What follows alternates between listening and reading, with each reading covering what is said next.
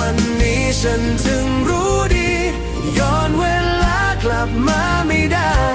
โธ่เอ้ยโชคชะตาเล่นตลกลืมตาตื่นมองฉันอีกครั้งจะบรรเลงเพลงให้เธอฟัง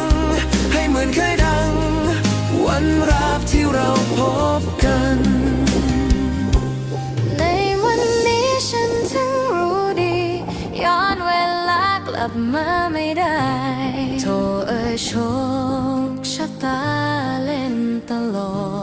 กลืมตาตื่นมองฉันอีกครั้งจะบรรเลงเพล